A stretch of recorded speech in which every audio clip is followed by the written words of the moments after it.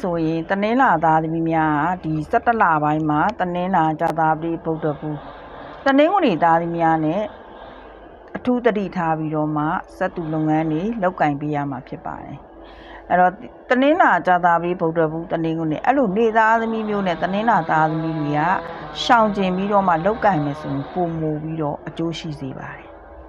ဒီ17လပိုင်းမှာတနင်္လာသားသမီးတွေကအရာရာမှာအောင်မြင်မှုတွေပိုင်ဆိုင်ရမယ်လာတလဖြစ်ပါတယ်။ဒါကြောင့်မိမိတို့အနေနဲ့ကမိမိတို့ရဲ့စက်တူလုပ်ငန်းတွေပြုလုပ်ဆောင်ရွက်တဲ့အခါမှာ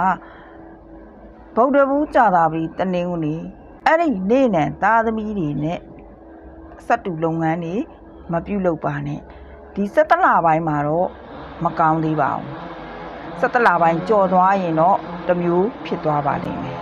ဒါကြောင့်တနင်္လာသားသမီးများဆိုလို့ရှိရင်လူမှုရေးတွေအိမ်အောင်ရေးတွေအချစ်ရေးတွေမှာဒီ17လပိုင်းကာလမှာအရာအလုံးကိုအောင်မြင်နေပါတယ်အချစ်ရေးမှာပဲဖြစ်ဖြစ်အောင်မြင်တယ်အိမ်အောင်ရေးမှာပဲဖြစ်ဖြစ်စိတ်ချမ်းသာရမယ်လူမှုရေးပိုင်းတွေမှာလည်းကိုမပါရင်မပြီးသလိုဝင်ဆက်နိုင်ပါတယ်တနင်္လာသားသမီးတွေကငွေကြေးကိစ္စနဲ့ပတ်သက်ပြီးတော့အနည်းငယ်စိတ်မသက်မသာအကုန်ကြများနေတာထွက်နေတာမျိုးတွေဖြစ်နေတတ်ပါတယ်။ဒါကြောင့်တနင်္လာသားသမီးများဆိုရင်တော့ဒီ17လပိုင်းမှာငွေကြေးရင်းနှီးမြှုပ်နှံတာမျိုးတွေအထူးကူးယူဆိုင်ရမယ့်ကာလတစ်ခုဖြစ်ပါတယ်။မိမိတို့အနေနဲ့အိမ်အသေးဖွင့်တာဆိုင်အသေးဖွင့်တာတွေမင်္ဂလာရက်မြက်အခါတွေရွေးချယ်မယ်ဆိုလို့ရှိရင်တော့ဒီ17လပိုင်းမှာ3ရက်8ရက်16ရက်18ရက်22ရက်24ရက်30ရက်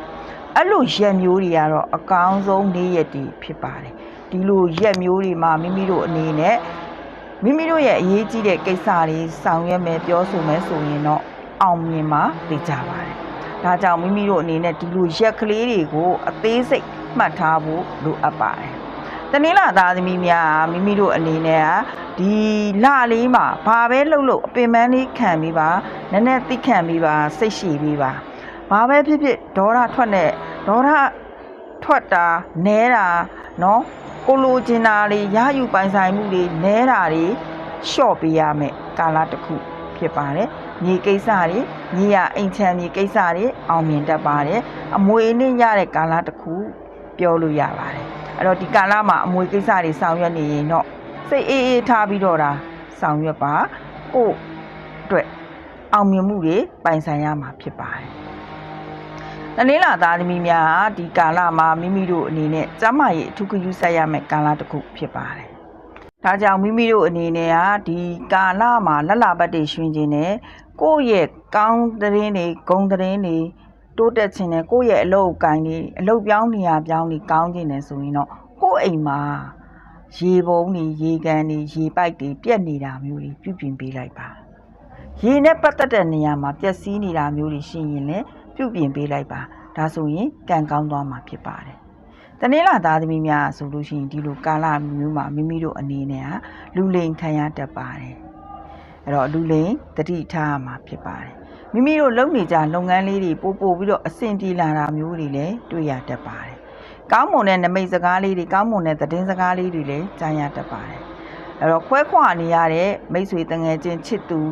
เนาะကိုယ့်ရဲ့အိမ်တော်ဘက်တွေရှိတယ်ဆိုရင်တော့ဒီကာလမှာပြန်လဲဆုံတွေ့နိုင်ပါတယ်ပြန်ပြီးတော့လည်း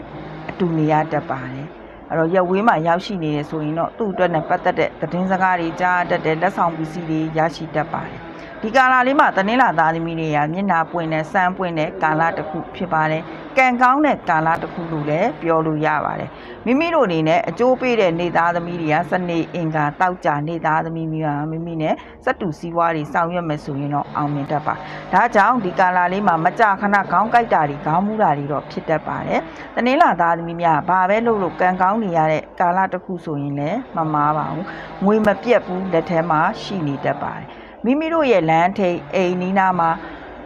လူသိဆုံးသွားတာမျိုးတွေအာတုပပေါ်လာတာမျိုးတွေဖြစ်ရင်တော့လုံးဝမသွားပါနဲ့ဒါဆိုကိုယ့်ရဲ့ကောင်းနေရင်နဲ့ကံနေညံ့သွားတတ်ပါတယ်ဒီလပိုင်းတော့အာတုပသွားတာမျိုးတွေရှောင်ရမှာဖြစ်ပါတယ်တင်းကြိုင်းမြေနေတာမျိုးတွေလည်းရှောင်ရမှာဖြစ်ပါတယ်ဒါကြောင့်တနင်္လာသားသမီးများဒီကာလလေးမှာမိမိတို့အနေနဲ့ကံမြင့်အောင်လို့မိမိတို့လှုပ်ဆောင်ရမယ့်အရာလေးတစ်ခုပါရှိပါတယ်ဒါလေးကတော့မိမိတို့ အိမ်ကြာသာပလီနေညနေဆောင်မှာမိမိတို့လမ်းထိပ်မှာစမှုသာ9ခုကိုခွေးကိုအစာကျွေးပြီးတော့ကို့မှာဒီတလ